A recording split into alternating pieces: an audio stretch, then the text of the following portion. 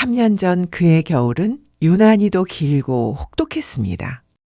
눈은 어른 무릎 높이까지 쌓여 녹을 생각을 안 하고 칼날 같은 바람은 살점을 도려낼 듯 날카로웠습니다. 마을 끝자락 귀신도 나오다 도로 들어갈 법한 다 쓰러져가는 초가집 한 채. 바로 만석인의 집이었습니다. 지붕의 볏짚은 썩어 문드러져 하늘이 숭숭 보이고 벽 틈새로는 황소바람이 제 집인 양 드나들었습니다. 어찌나 가난했던지 동네의 도둑고양이들도 만석인의 부엌에는 얼씬도 하지 않았습니다. 털어봤자 먼지뿐이고 핥아봤자 쓴맛 나는 곰팡이뿐이었으니까요. 오죽하면 쥐들도 먹을 게 없어 만석인의 문지방을 넘을 땐 배를 쫄쫄 굶으며 눈물을 흘리고 피해간다는 소문까지 돌 정도였습니다. 방 안은 바깥보다 더 추웠습니다. 아궁이에 불을 떼지 못한 지가 벌써 사흘째입니다. 냉골이 된 방바닥은 얼음장 같아서 누워있으면 등짝이 쩍쩍 달라붙는 것 같았습니다. 만석은 구멍난 혼잎을 하나를 머리 끝까지 뒤집어 쓰고 오들오들 떨고 있었습니다. 배에서는 꼬르륵 소리조차 나지 않습니다. 위장도 지쳐서 멈춰버린 게지요. 눈앞이 핑 돌고 천장의 얼룩이 쌀밥으로 보일 지경이었습니다. 아이고, 배야. 창자가 끊어지는 것 같구나. 차라리 백가죽이 등에 들러붙어 버리면 좋겠구먼. 남들은 겨울밤이 길다 타박인데 이놈의 배고픔은 어찌 잠도 안 자고 나를 괴롭히는가. 어머니, 아버지, 저승에는 쌀밥이 있습니까요? 저는 쌀밥 냄새라도 한번 맡아보고 죽으면 소원이 없겠습니다요. 견디다 못한 만석은 기어이 몸을 일으켜 부엌 구석을 뒤적입니다. 손에 잡히는 것이라곤 돌아가신 아버지가 생전에 쓰시던 낡은 지팡이 하나뿐. 땔감이 없어 그거라도 태워야 하나 싶었지만 만석은 차마 불 속에 던지지 못했습니다. 대신 짐승처럼 그 나무 끝을 입에 물고 질겅질겅 씹기 시작했습니다. 나무 껍질에서 나오는 쓴물이라도 삼켜서 미쳐 날뛰는 허기를 속이려던 겁니다. 세상에 사람이 배가 고파 나무 토막을 씹다니요. 하지만 만석에게는 선택지가 없었습니다. 이성을 잃은 그의 턱관절이 미친 듯이 움직였습니다. 쓴 나무 진액이 목구멍으로 넘어갈 때마다 구역질이 올라왔지만 그는 멈추지 않았습니다. 우드득 그때였습니다. 썩은 나무를 씹던 만석의 입안에서 둔탁하고 끔찍한 소리가 났습니다. 나무가 부러진 것이 아니었습니다. 이빨이었습니다. 영양가 하나 없는 몸뚱이를 겨우 버티던 앞니 하나가 딱딱한 나무를 이기지 못하고 톡 부러져 버린 겁니다. 아이고, 어머니. 남들은 쌀밥에 고깃국 먹다 체해서 죽는다는데 나는 나무 토막 씹다가 이빨이 부러지는구나. 하느님도 무심하시지. 나한테만 왜 이러시오. 내가 전생에 무슨 나라를 팔아먹었다고 나한테만 일이 모지게 구는 것이오. 입안 가득 비릿하고 찝찝한 쇠맛, 피가 고입니다. 보통 사람 같으면 뱉었을 테지만 만석은 부러진 이빨을 뱉지도 못하고 그 피를 꿀꺽 삼켰습니다. 그 비릿한 피조차 지금 그에게는 유일한 먹을 것이었으니까요. 따뜻한 피가 목구멍을 타고 넘어가자 서러움이 복받쳐 올라왔습니다. 그의 퀭한 눈에서 닭똥 같은 눈물이 주르륵 흘러내려 볼을 타고 얼어붙었습니다. 가난. 단순히 돈이 없는 게 아니라 인간의 존엄마저 갉아먹는 괴물. 만석은 지금 그 괴물의 뱃속에서 소화되고 있었습니다. 바로 그때였습니다. 거센 바람 소리를 뚫고 누군가 썩어가는 살인문을 부서져라 두드렸습니다. 이 한밤중에 귀신도 피해갈 이 흉가에 누가 온단 말인가. 만석이 피 섞인 침을 삼키며 덜덜 떠는 손으로 문고리를 잡았습니다. 누구시오? 문이 열리고 눈보라와 함께 한 승려가 모습을 드러냈습니다. 하지만 어딘가 기이했습니다. 승려복은 다 해져서 걸레 조각 같은데 삿갓 아래로 보이는 눈빛만은 어둠 속에서도 짐승처럼 형형하게 빛나고 있었죠. 마치 이 순간을 기다려온 사냥꾼처럼 말입니다. 주인장, 지나가던 객승인데 목이 말라 죽겠소. 혹시 찬물이라도 한 모금 얻어 마실 수 있겠소? 만석은 기가 찼습니다. 자기도 썩은 나무를 씹다 피를 삼키는 판국에 물이라니요. 하지만 만석은 천성이 모진 놈은 못 되었습니다. 부러진 이빨 때문에 퉁퉁 부은 얼굴로 아궁이 솥에 고여있던 살얼음 낀 물 한 바가지를 떠다 주었죠. 승려는 그 물을 단숨에 들이키더니 빈 바가지를 내려놓고 만석의 얼굴을 빤히 쳐다보았습니다. 그러더니 입꼬리를 비릿하게 올리며 마치 기다렸다는 듯 입을 열었습니다.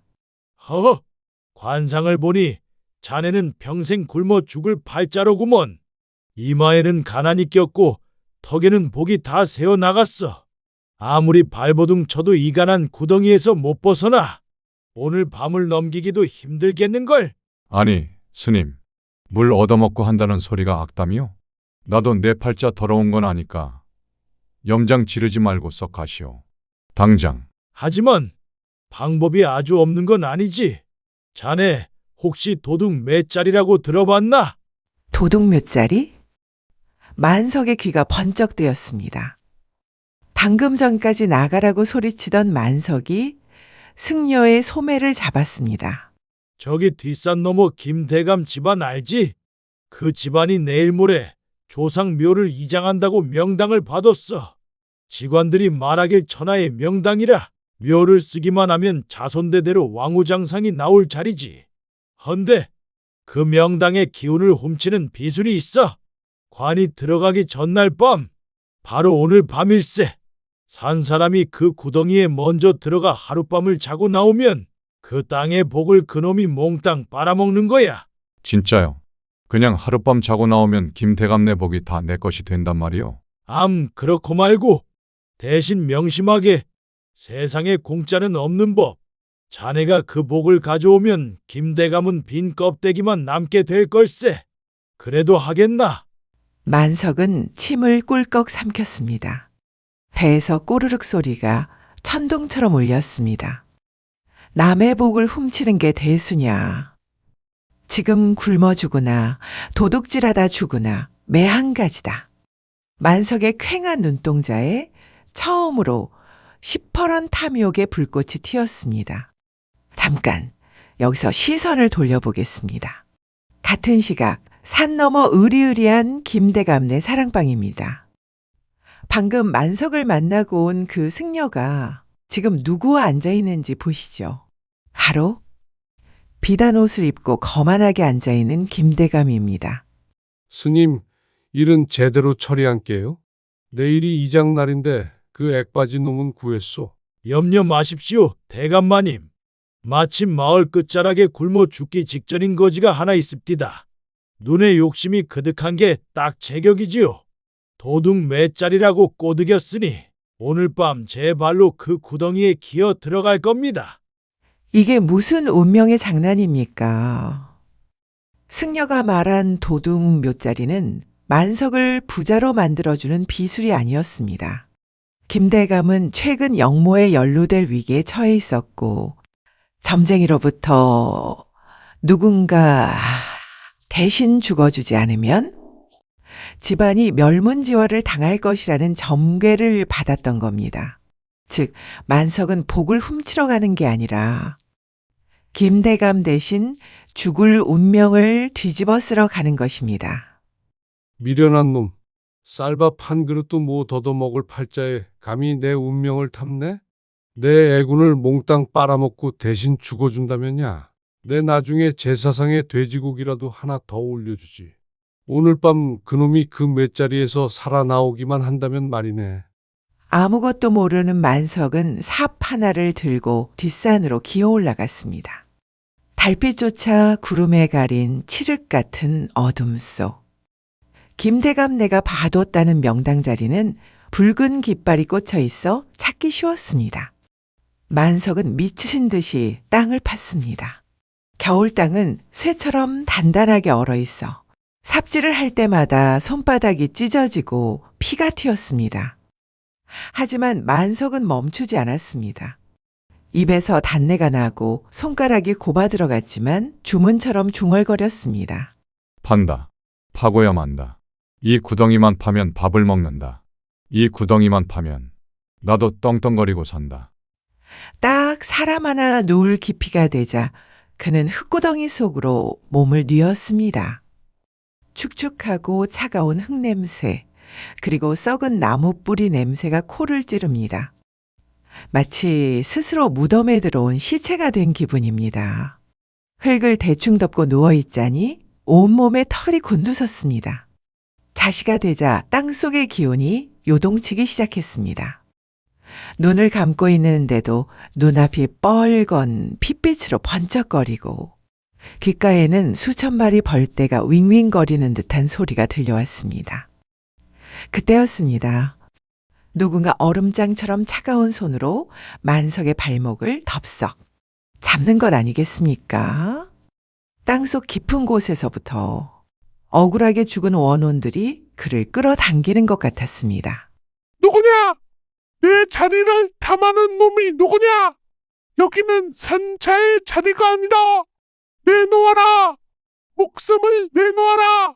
살려주세요. 하지만 나갈 수 없어. 나가면 배고파 죽는다. 여기서 나가면 다시 거지다. 차라리 귀신한테 잡아먹히더라도 부자로 죽을란다. 부자로. 발목을 잡은 소나기 힘은 점점 세져서 뼈가 으스러질 것 같았습니다. 땅속에서 검은 연기가 피어올라 만석의 코와 입으로 들어오려 했습니다. 하지만 만석은 입술을 피가 나도록 깨물며 버텼습니다. 바짓가랑이는 이미 오줌으로 축축하게 젖었지만 그는 삽자루를 생명줄처럼 꽉 쥐고 버텼습니다. 가난이 귀신보다 무섭다. 굶어 죽는 게 귀신보다 100배는 더 무섭다. 얼마나 시간이 지났을까? 새벽 닭이 우는 소리와 함께 거짓말처럼 발목을 잡던 손길이 스르르 풀렸습니다. 땅속의 요동도 멈추고 다시 차가운 정적만이 감돌았습니다. 만석은 식은땀으로 목욕을 한 채 좀비처럼 구덩이에서 기어 나왔습니다. 그의 눈빛이 변해 있었습니다. 살아남았다는 안도감이 아니라 무언가 다른 존재가 씌인 듯한 눈빛으로 말이죠. 해냈다. 내가 이겼어. 이제 이 운명은 다 내 거야. 이때만 해도 그는 몰랐습니다. 자신이 이긴 것이 아니라 김대감이 그토록 버리고 싶어 했던 죽음이 드디어 주인을 찾아 만석의 몸에 또아리를 틀었다는 것을 말입니다. 그날 밤 이후 만석의 인생은 천지개벽했습니다. 정말로 운명이 뒤바뀐 겁니다. 집마당을 걷다가 돌부리에 걸려 넘어졌는데 화가 나서 땅을 파보니 고려 청자가 묻혀있질 않나? 심지어 뒷간을 고치려고 땅을 팠더니 금괴가 쏟아져 나왔습니다. 손만 대면 금이요, 발만 닿으면 돈이었습니다. 딱 석 달. 만석은 쥐새끼도 피해가던 초가집을 밀어버리고 99칸 기와집을 지었습니다. 창고에는 쌀가마니가 천장에 닿을 듯 쌓이고 비단 옷에 기름진 고기 반찬이 상다리가 휘어지게 올라왔습니다. 마을 사람들은 이제 만석을 만석군 최부자라 부르며 굽실거렸습니다. 여봐라. 오늘 반찬이 왜 이리 부실하냐. 이 고기는 질겨서 개나 줘버려라. 내가 누구냐? 이 고을 제일 가는 부자 만석이 아니냐? 상다리가 부러지게 차리라니까. 진짜로 너희들 다리를 부러뜨려 놔야 정신을 차리겠느냐? 부러진 앞니 사이로 피를 삼키던 그 가여운 만석은 온데간데 없고 이제는 산의 진미도 맛이 없다. 타박하는 욕심쟁이만 남았습니다. 하지만 여러분, 승려의 말을 기억하십니까? 남의 그릇에 담긴 게 꿀인지 독인지도 모르고 마신다고 했죠. 만석이 마신 그릇 바닥에 깔려있던 시커먼 독이 이제 온몸으로 퍼질 차례입니다.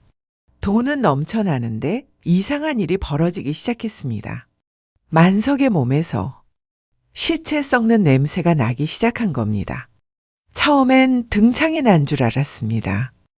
등허리에 검붉은 반점이 생기더니 점점 온몸으로 퍼져나가며 살이 짓물러 터지기 시작했습니다. 용하다는 의원을 불러 침을 놔도 침끝이 까맣게 변해버릴 뿐이었습니다. 고름이 줄줄 흐르고 악취가 진동하여 하인들도 코를 막고 도망갈 정도였습니다. 가렵고 따갑다. 내 살이 왜 이러느냐. 돈이 썩어 넘치는데 왜 이깟 피부병 하나 못 고치는 거야. 의원 놈을 당장 내쫓아라.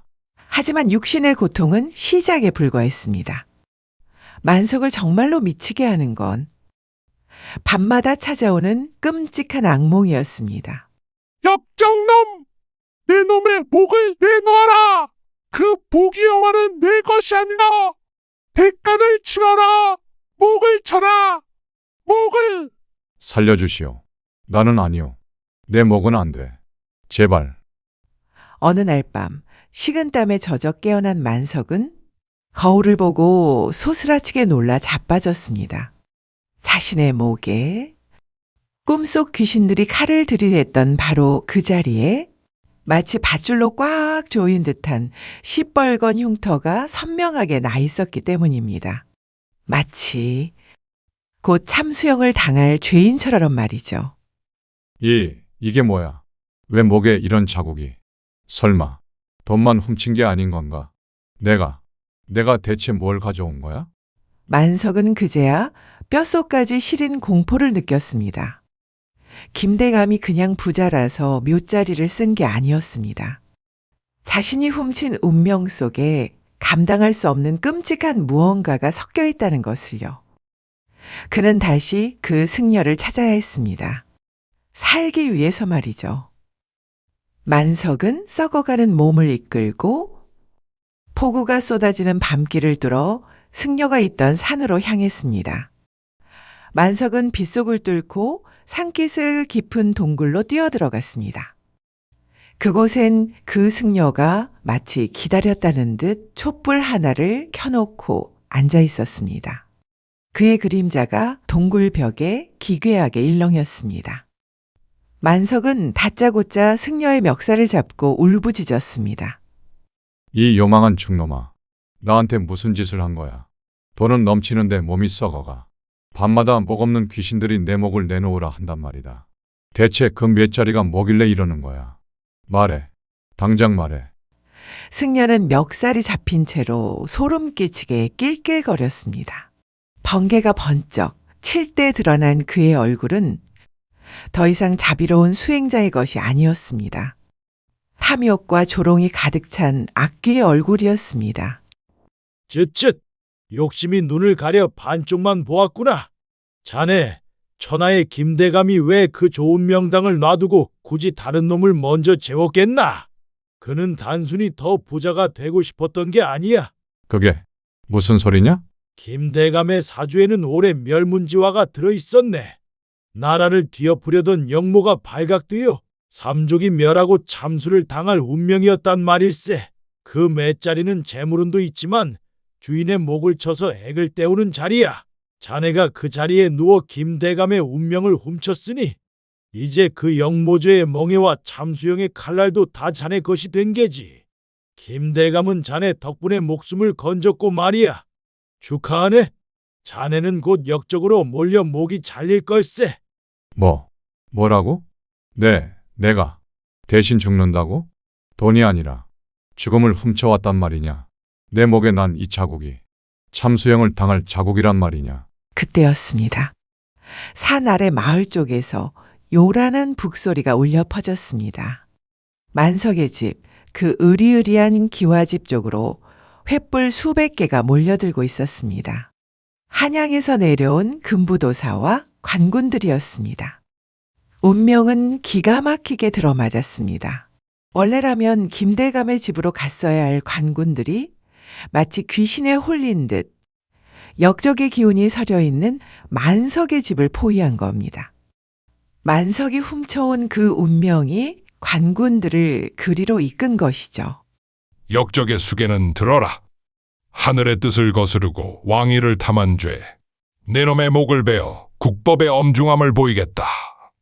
집안에 쥐새끼 한 마리도 남기지 말고 모조리 잡아들여라.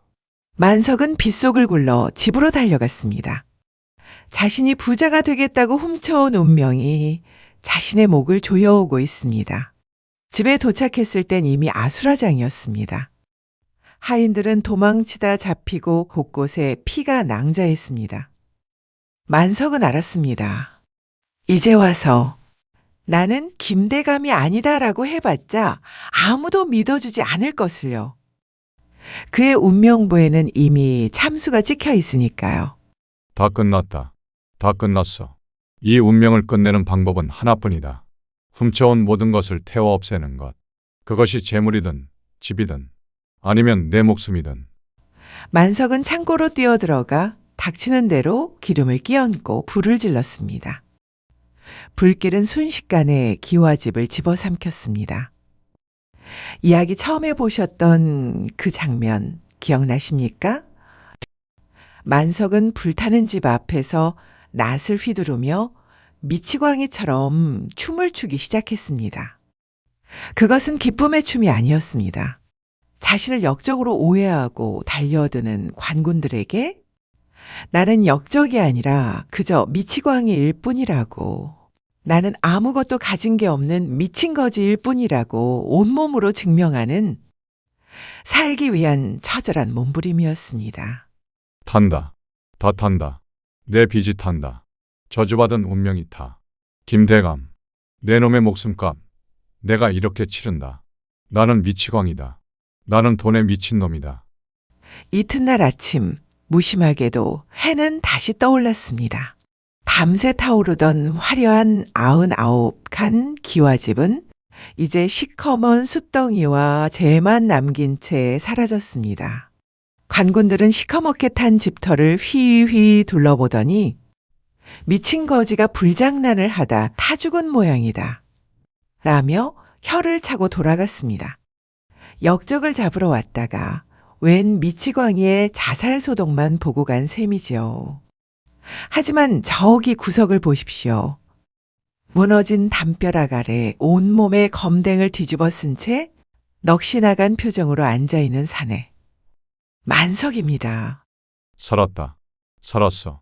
내 목이 아직 붙어 있어. 전 재산을 태워버린 덕분에, 그리고 미치광이 행세를 한 덕분에 그는 역적 김대감이라는 운명의 가면을 벗어던지고 목숨을 건졌습니다.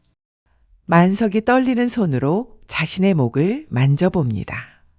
그토록 그를 괴롭히던 시뻘건 흉터가 거짓말처럼 희미해져 있습니다. 하지만 남은 것은 아무것도 없습니다. 훔쳐온 금은 보아도 으리으리한 집도 다 한 줌에 재가 되었고 원래 가지고 있던 낡은 초가집마저 잃었습니다. 그는 다시 쥐들도 피해가던 그 시절보다 더 비참한 알거지가 되었습니다. 하지만 그의 얼굴에는 묘한 미소가 번집니다. 비단 옷 대신 누더기를 걸쳤지만 적어도 오늘 밤엔 목 없는 귀신이 나오지 않을 테니까요. 그런데 말입니다. 이 처참한 광경을 산 중턱에서 내려다보는 두 사람이 있습니다. 바로 만석을 구렁텅이로 밀어넣었던 그 승려, 그리고 비단 옷을 입고 갓을 쓴 진짜 김대감입니다. 외자리를 쓴 보람이 있구먼. 저 미련한 놈이 내 대신 애군을 몽땅 뒤집어 쓰고 불까지 질러주니 조정에서는 내가 불타 죽은 줄 알 것 아닌가. 암요. 대감마님은 이제 이름만 바꾸고 다른 곳에 가셔서 새 삶을 사시면 됩니다. 저놈이 대감마님의 죽을 운명까지 싹 훔쳐갔으니 이제 대감께는 부귀영화만 남았습니다요. 신의 한 수였습니다. 그래, 밥 한 끼에 내 목숨을 샀으니 이보다 남는 장사가 어디 있겠느냐. 가자. 한양 반대편으로 가서 다시 터를 잡아야겠다. 김대감은 콧노래를 부르며 유유히 마차에 오릅니다. 승려도 두둑한 복채를 챙겨 넣고 뒤따릅니다. 결국 만석은 권력자의 훌륭한 액바지 무당 노릇만 해주고 빈털터리가 된 것일까요? 악인이 승리하고 선인이 고통받는 게 이 세상의 이치일까요? 이 말이 왜 이래? 이놈아, 멈춰? 멈추란 말이다. 대감마님, 앞이 낭떠러지입니다. 조심하십시오. 아니요. 운명은 그리 호락호락하지 않습니다. 만석이 훔쳐간 것은 참수형을 당할 운명뿐이었습니다. 김대감이 지은 죄의 무게 자체는 여전히 주인인 김대감의 어깨 위에 남아 있었던 겁니다. 어젯밤 폭우로 집안이 약해진 산길이 무너져 내리며 김대감의 마차는 천길 낭떠러지 아래로 곤두박질 쳤습니다. 그가 그토록 피하려 했던 비참한 객사가 결국 다른 방식으로 그를 찾아간 것입니다. 그리고 승려는 으악! 이게 웬일이야? 독사라니. 도망치던 승려의 발목을 풀숲에 숨어 있던 독사가 정확히 물었습니다. 남의 발목을 잡아 죽음으로 끌고 가려 했던 자. 똑같이 짐승에게 발목을 잡혀 생을 마감하게 된 것입니다. 세상에 공짜는 없다지만 남을 해하려 한 대가는 유독 더 가혹하고 정확한 법인가 봅니다. 이야기는 여기서 끝이 납니다. 만석은 그 후로도 오랫동안 장터를 떠돌며 사람들만 붙잡으면 남의 운명 탐내지 마라. 공짜 밥에는 독이 들었다. 소리치고 다녔다 합니다. 비록 가진 것 없는 거지가 되었지만 그는 더 이상 썩은 나무를 씹으며 울지 않았습니다. 자기 힘으로 얻은 찬밥 한 덩이의 소중함을 뼈저리게 알았기 때문이겠죠. 오늘 이야기를 듣고 나니 어떤 생각이 드십니까? 만약 내가 만석이었다면 과연 어떤 선택을 하셨을까요? 평생 쥐들도 피해갈 만큼 가난하게 살다 늙어 죽는 삶과 비록 끔찍한 대가가 따르더라도 딱 3달 동안 천하의 부자로 살아보는 삶. 가난하지만 마음 편한 삶과 부유하지만 목숨이 위태로운 삶. 정답은 없겠지만 오늘 밤은 지금 내 곁에 있는 소소한 행복들을 다시 한번 되돌아보게 됩니다. 내 몸 누일 수 있는 따뜻한 이불, 걱정 없이 들이마실 수 있는 공기, 그리고 내일 아침 어김없이 떠오를 태양. 남의 것을 훔치지 않고 내 힘으로 지켜낸 이 평범한 하루가 어쩌면 돈으로 살 수 없는 가장 큰 부귀영화를 누리고 있는 것일지도 모르겠습니다. 오늘 이야기 재밌으셨는지요? 부디 아픈 곳 없이 건강하시고 평안한 밤 되세요. 고맙습니다.